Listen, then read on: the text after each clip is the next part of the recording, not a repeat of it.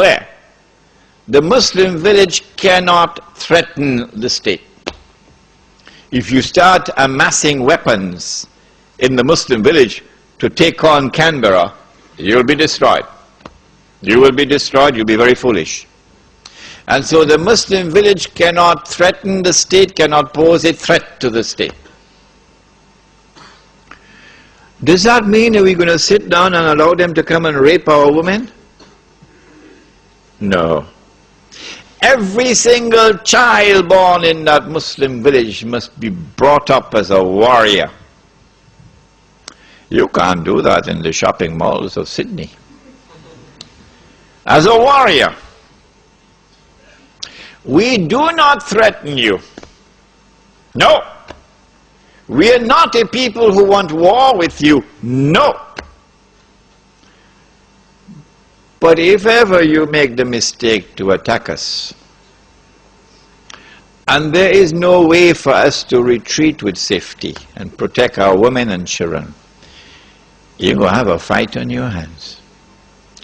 Because we will fight like you've never seen a human being fight before. Every single one of us will be a roaring lion of a man. Because we will say we prefer to die as men than to live as slaves. So for that you need military training. You need to build yourself physically, psychologically. At the same time, all of this preparation is not for the purpose of threatening the state or threatening anyone. The Muslim village must be one jama'ah, because that is Islam. So this is not going to be a Deobandi village, or a Tabligh Jamaat village, or a Barelvi village, or a Salafi village, or a Wahhabi village, or a Ahle Hadith village. Come help me with some more names. No. This is a Muslim village for all full-time Muslims. All. Come, brother. And so the Sufi and the Salafi will live together as brothers in this village, on the condition that it must be plain, absolutely plain and clear beyond the shadow of a doubt for all, that insofar as the public life of this village is concerned, please listen carefully, because Al-Arqam movement in Malaysia didn't understand this and they were destroyed. Insofar as the public life of this village is concerned, and insofar as the masjid is concerned, nothing will be allowed unless it is based on the Quran and the universally accepted Sunnah.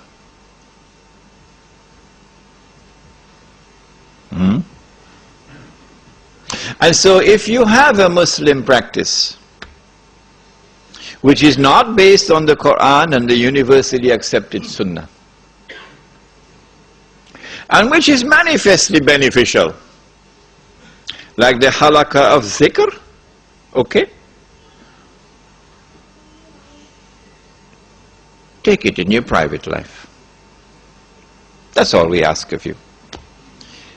Take it in your private life. Do not bring it in the public life, so that there will be no cause for fitna.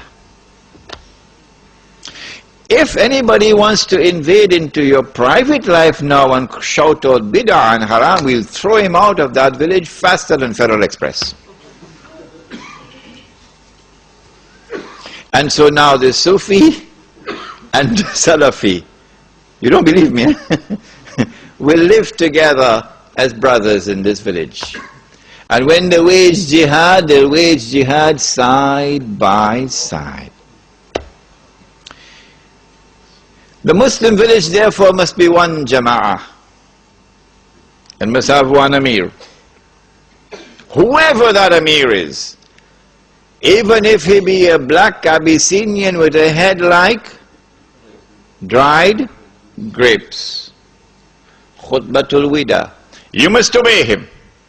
You must obey him. on the condition that obedience of the Amir does not require disobedience of Allah and His Messenger. You must obey him. If you cannot obey the Amir in an order which is just, then goodbye. Go back to Sydney.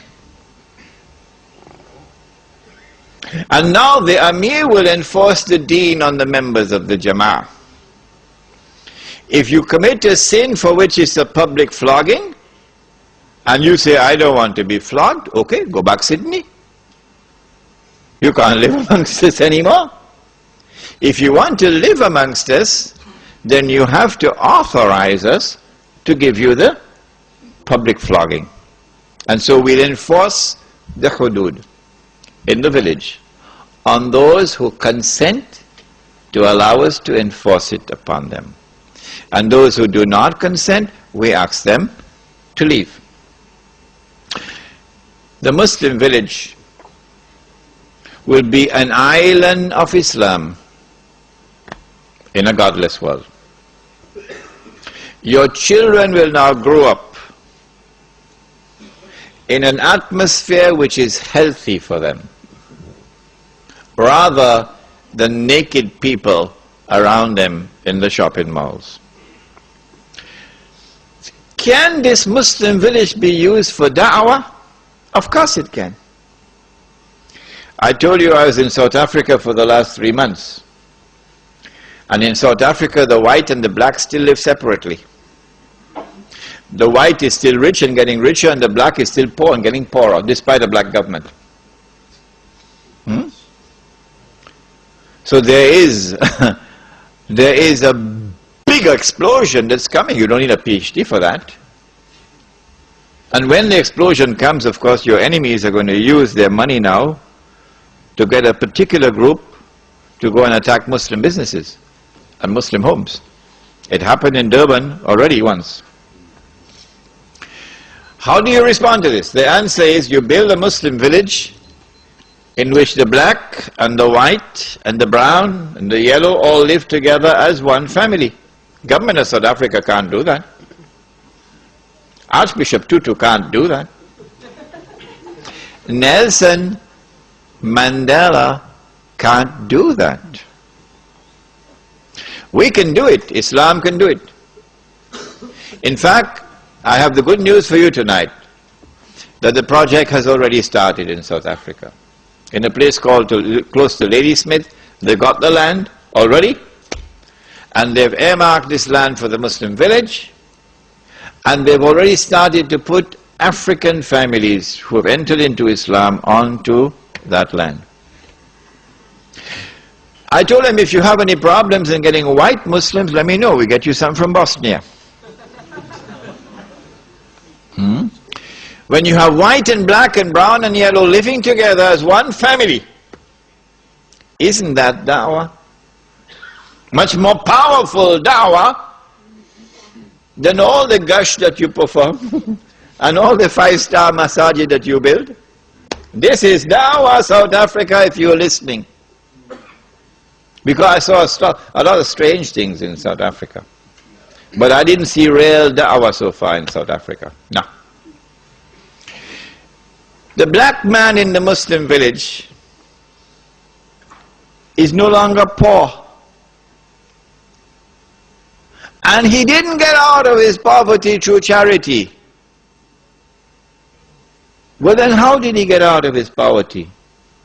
Brothers, this is da'wah. This is tabligh.